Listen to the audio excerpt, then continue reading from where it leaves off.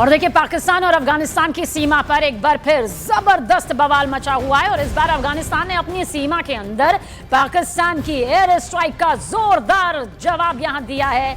अफगानिस्तान और पाकिस्तान के सैनिकों के बीच देखिए ड्यूरेंट लाइन पर पूरी रात ये जबरदस्त गोलीबारी होती रही।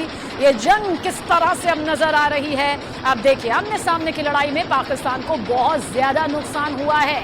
अफगानिस्तान की मीडिया के दावे के मुताबिक इस हमले में 12 पाकिस्तानी मारे जा चुके हैं और वहीं अफगानिस्तान के सैनिकों ने पाकिस्तानी सेना के 2 सैन्य चौकियों पर भी कब्जा कर लिया। वहीं ड्यूरेंट लाइन के कारकुनार और हेलमंद प्रांतों में भी पाकिस्तानी चौकियां तबाह कर दी गई।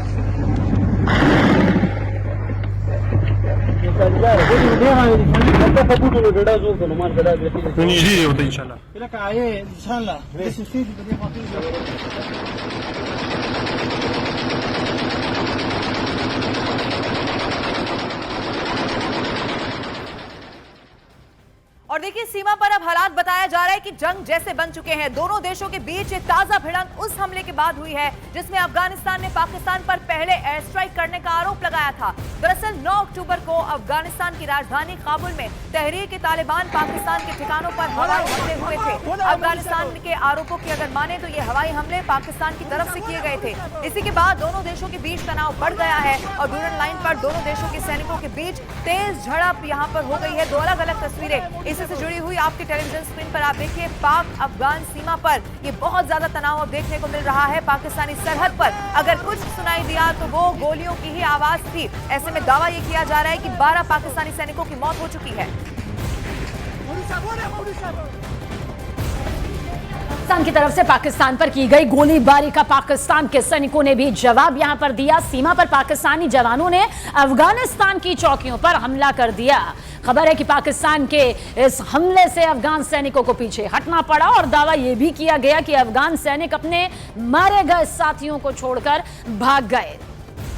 तो ड्यूरेंट लाइन पर फिर बारूदी टकराव देखिए किस तरह से यहां पर नजर आ रहा है। आमने सामने की ये पूरी जंग बॉर्डर पर बड़ी बमबारी की तस्वीर लेते हुए नजर आ रही है। वो फायरिंग, वो गोलीबारी जिससे हर कोई दहल यहां पर गया है क्योंकि अब मौत का दावा अपनी अपनी तरफ से किया जा रहा है। लेकिन ये जंग बहुत ही खतरनाक मोड़ पर पहुंच चुकी है जहां पर अफगान चौकियों पर देखिए किस तरह से गोलाबारी की गई है।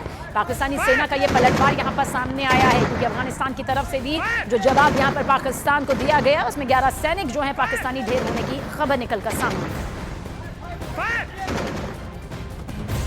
तो पाकिस्तान में कट्टरपंथी संगठन तहरीक लब्बैक पाकिस्तान यानी कि टीएलपी के सदस्यों और पुलिस के बीच हिंसक झड़प में 11 लोगों की मौत की खबर भी अब सामने आ रही है। इसके अलावा आपको ये बता दें कई लोग जख्मी इसमें हो गए हैं। ये प्रदर्शनकारी गजा में ट्रंप के पीस प्लान का विरोध कर रहे थे। दरअसल पाकिस्तान ने इस प्लान का समर्थन किया है। इसे लेकर देश में तनाव बहुत ज्यादा बढ़ गया है। टीएलपी समर्थकों ने शुक्रवार को अमेरिकी दूतावास की तरफ मार्च करने की कोशिश की और इसी को लेकर उनकी पुलिस से झड़प हो गई जो कि कल तक जारी रही।